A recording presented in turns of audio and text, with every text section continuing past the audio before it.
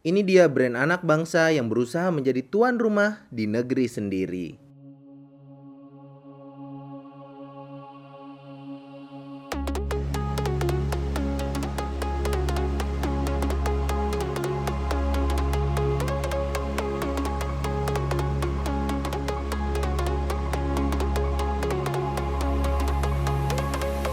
Rasanya saya tak pernah melihat adanya brand lokal yang seagresif ini. Di saat semua negara tergempur dengan smartphone asal negeri Tiongkok dan Korea, brand asal Indonesia ini mencoba peruntungannya untuk menjadi yang terbaik dengan harga yang terjangkau. Ini dia Evercost Gen Pro X. Disclaimer, ini HP saya beli sendiri. Isi review sepenuhnya pendapat saya dan tidak ada intervensi dari pihak manapun. Terima kasih. Sebenarnya smartphone ini tidak ada yang istimewa, semuanya borderline alias batas bawah. Cuman bandrol harga yang ditawarkan yaitu kurang dari 1 juta yang membuat saya geleng-geleng kepala. Loh, kok bisa mereka jual dengan harga segini? Ngambil untungnya di mana? Kita mulai bahas dari desainnya dulu. Desainnya oke, walau nggak terasa mewah dan bagian belakangnya pakai plastik. Cuman framenya pakai logam dan logo Evercost di belakangnya tuh emboss dan di chrome gitu jadi kelihatan seksi. Kamera dan fingerprint sensornya juga ada aksen chrome-nya. Terlihat berusaha mewah sob. Kalau mau lebih teliti, sebenarnya sih kalau saya lihat Evercost di sini lebih ke main pintar. Coba kita buka bagian plastiknya. Terlihat bahwa si fingerprint sensor sebenarnya nggak kelihatan mewah. Cuman karena potongan bulat yang pas dan bagian tengahnya tuh diwarnain sedikit, jadi punya kesan si fingerprint sensornya tuh punya ring chrome. Tutup plastiknya sendiri nggak dibikin hitam polos aja. Ada semacam glitter gitu yang menurut saya jadi lebih menarik kelihatannya. Walau minyak di tangan seneng bener nempel di sini sih. Tapi overall di sisi desain oke banget buat harga segini. Selanjutnya nyadar nggak sih kalau saya tadi bahas sedikit mengenai fingerprint sensor? Yes, dengan harga 999.000, Evercost Gen Pro X punya fingerprint sensor. Coba deh sob, sebutin satu smartphone yang beredar resmi di Indonesia yang punya bandrol harga nggak lebih dari 1 juta tapi pakai fingerprint sensor. Ini tuh edan banget sih menurut saya. Walau sebenarnya fingerprintnya nggak ngebut-ngebut banget sih, akurasinya juga nggak akurat-akurat amat, sekitar 80% sukses lah. Cuman dengan ada fingerprint menurut saya sudah merupakan keajaiban. Dibanderol dengan harga murah tidak menghentikan Evercost buat ngasih spesifikasi yang nggak nanggung. RAM 2 GB, layar 720p, kamera belakang 13 megapiksel dan kamera depan 8 megapiksel.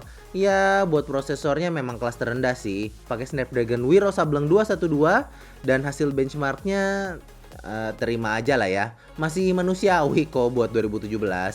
Untuk penggunaan sehari-hari ya kadang dibutuhkan kesabaran aja sob. Lupakan juga impian bermain game kelas berat di smartphone ini. Sangat jelas dengan spesifikasi seperti ini, nyamannya digunakan untuk sosial media dan produktivitas ringan aja. RAM 2 GB-nya terbilang cukup aja untuk menghandle multitasking. Memori internal yang 16 GB dapat diterima mengingat bandrol harganya. Kalau kurang, untungnya masih bisa diekspansi pakai memori eksternal. Layarnya berpanel IPS beresolusi 720p HD dengan bentang 5 inch, jadi masih oke untuk penggunaan satu tangan. Uniknya, layarnya juga nggak kelihatan murahan, warnanya bagus dan viewing angle juga oke. Terus masih bisa dilihat di kondisi sinar matahari terik lagi. Lumayan bener kan?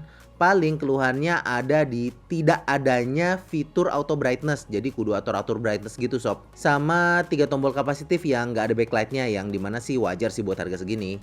Hal yang bikin saya kaget adalah si Evercost Gen Pro X ini masa punya sensor gyro sob.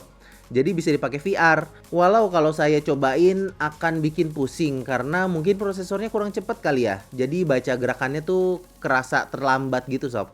Evercost Gen Pro X ini berjalan di Android 6.0.1 alias Marshmallow. Jangan banyak berharap akan naik ke Nougat ya, karena biasanya HP harga segini jarang ada upgrade versi Android. Paling cuman benerin bugnya aja kalau ada update. Untuk sektor baterai, Evercost Gen Pro X ini cuman bawa baterai berkapasitas 2650 mAh saja. Buat 2 tahun lalu kapasitas segini mungkin terdengar besar, tapi buat standar sekarang ya tentu enggak. Baterainya cuma bertahan sekitar 3 jam screen on time atau ya setengah hari aja untuk pemakaian berat ala saya. Biar lebih standar, kita benchmark juga baterainya sob pakai aplikasi PC Mark dan hasilnya bisa bertahan hingga 8 jam. Artinya sobat masih butuh ngecas di tengah hari. Nah, untuk sektor kamera, kamera utamanya pakai sensor 13 megapiksel Ya, saya ndak bisa berkata apa-apa.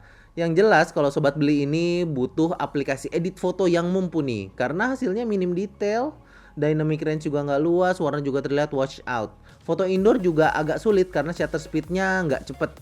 Kalau pas low light, lupakan saja lah.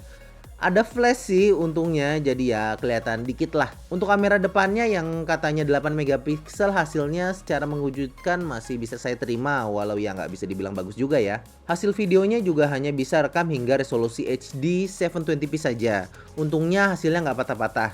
Cuman ya nggak detail dan nggak bisa ngangkat area shadow dengan baik. Kesimpulan buat sektor kameranya adalah nggak bagus, tapi ya kamera harga sejutaan ya emang kayak begini sob. Terakhir kita menuju ke kesimpulan, layak untuk dibeli atau tidak. Baik, begini sob. Buat harga Rp999.000, Evercost Gen Pro X tentu ngasih lebih daripada bandrol harganya jika dibandingkan dengan merek lain. Kekurangan yang hadir di HP ini masih dalam kategori wajar, karena HP harga segini emang nggak jauh beda experience-nya. Kayak yang penting bisa nyala dan guna lah. Tapi melihat stok di Lazada yang sering habis dan harga di toko online lain kayak Blibli malah naik jadi 1,2 juta, menurut saya sobat harus menimbang-nimbang lagi. Karena begini, kalau harganya 1,2 juta jadi cuma beda sekitar 300.000 sama Xiaomi Redmi 4A yang ngasih experience penggunaan yang lebih baik menurut saya.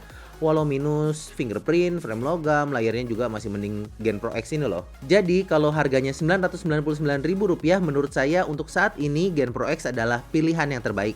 Tapi kalau 1,2 juta, sobat kudu lihat lagi kondisi ekonomi sobat sendiri. Bisa nabung lebih dikit lagi atau enggak? Gitu aja. Sekian aja video kali ini, semoga membantu sobat untuk memutuskan beli HP ini apa enggak. Dan sesuai janji saya, karena video unboxingnya dapat like sampai lebih dari 4.000 biji, maka ada 2 Gen Pro X yang di giveaway. Loh, kan udah sampai 10.000 like, nggak 5 Gen Pro X. Sob, yang ngomong gitu tuh siapa? Tutup channel saya kalau giveaway 5 biji. Oke, gimana cara dapetinnya? Susah banget sob. Sobat harus like video ini dan komentar di bawah apa pandangan sobat mengenai smartphone ini. Plus, sertakan juga link sosmed kalian biar saya DM kalau kalian menang. Pemenang dipilih yang paling asik komennya, bukan random. So, berikan analisis terbaik kalian. Udah sekian aja video ini, kita ketemu di video berikutnya. Moldy out!